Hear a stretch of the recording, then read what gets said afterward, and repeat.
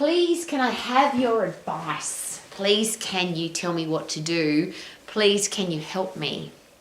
And are they the ultimate questions, ego questions? Isn't it awesome when somebody says to you, please, can you give me your advice? Please help me. If you want to give somebody the ultimate compliment, what a great way to make them feel good. Please, can you help me? And that person will feel really good.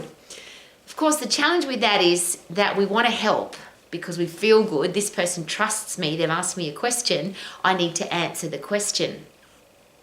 As an exercise professional, though, and having made millions of mistakes in my career, taking on board that somebody has asked me a question and I want to give them information to answer their question has gotten me in lots of trouble.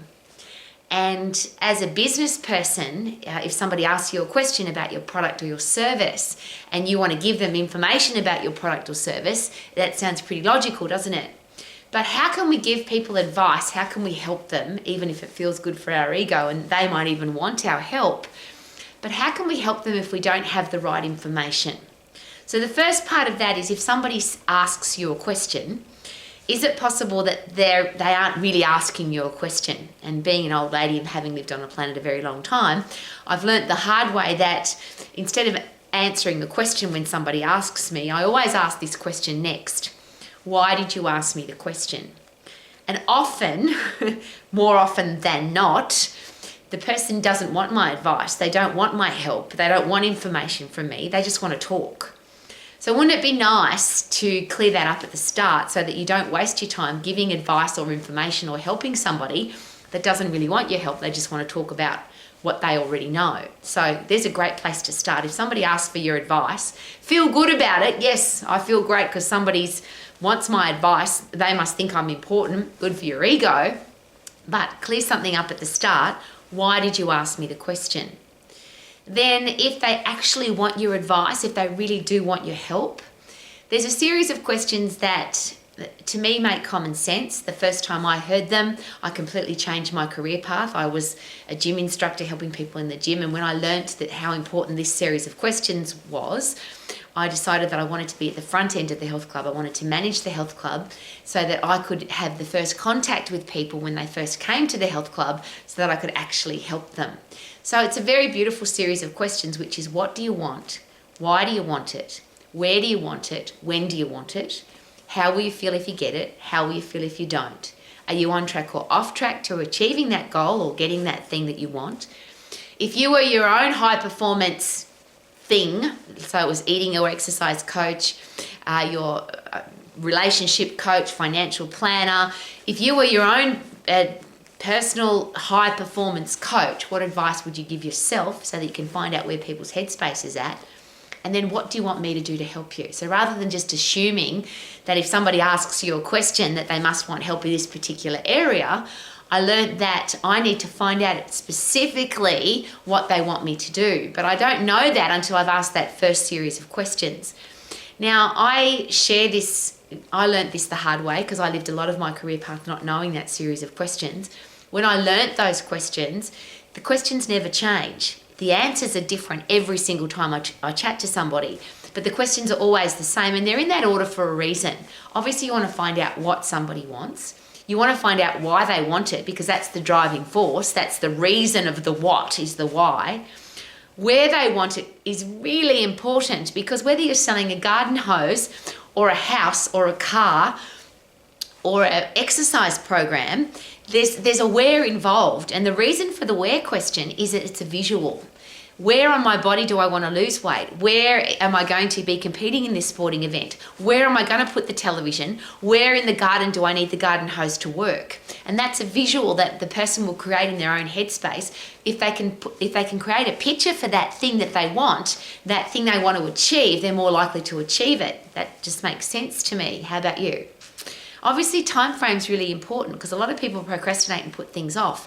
But if you ask for a specific time frame, you're more likely to know whether the person are they really serious and they're in a hurry, they're at panic stations, it's got to happen now, versus they've got 6 weeks or 6 months or 6 years. Wouldn't you want to know that? What's the time frame that this person wants this to happen?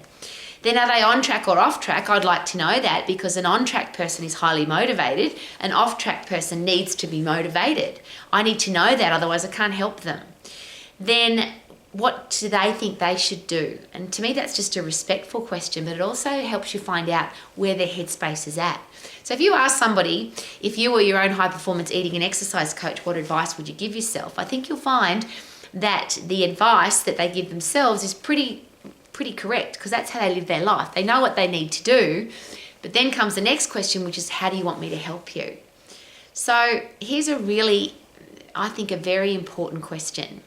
Do you actually want to help people? If you're in business to make money and you don't care about your customer or your client or your member, then this doesn't matter. But if you're in business because you actually want to give people a result, you actually want your product or service to add value to their life, surely you need to ask more questions than they ask you a question and you blurt out the answer. It feels good, I get that. And I started in the exercise profession as a very young girl, and I just felt so important because people asked me, what should I eat and how should I exercise and what should I do and what shouldn't I do? And I used to blurt out, vomit all over them what they should do. Literally, this is what you should do. Until I learnt the hard way that if I really want to help people, I need to know more about them than just, Rowie, can you please help me? So my first important lesson I learned was not everybody's asking you a question, even if it comes out as a question. So I always ask, why did you ask me the question? And then what specifically do you want? Why is that important to you? Where do you want it? When do you want it? How will you feel if you get it, which is the emotional attachment? How will you feel if you don't get it, which is even more powerful because a lot of people are driven by pain rather than pleasure? Are you on track or off track to achieving the goal? What advice would you give yourself if you want to achieve the goal, get that thing in your life? And then specifically, what do you want me to do? So that you're being really respectful. And I will share with you that I've never experienced that. I've never bought anything off anybody where they've taken me through that series of questions. But for me, it's the ultimate way to build a relationship with somebody. It's the ultimate way to build a business.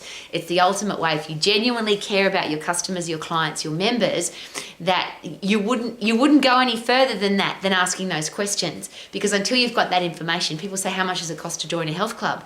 Well, it's irrelevant how much it costs to join the health club, because what if we can't help you? We need to know that we're the right health club for you, and you need to know that we can help you. And how would we know that unless I ask you this series of questions? So rather than be mind boggled by, oh, they want my advice and feel so good about, isn't it awesome that they think I can give them an answer? How about find out what they really want? Is it really a question? And if it is a question, let's find out all we possibly can about them so we could really aim to give them the right answer rather than something that we've just come up with because they've asked us a question. I would like to be respectful and responsible with my clients and my members and the people in my life. How about you?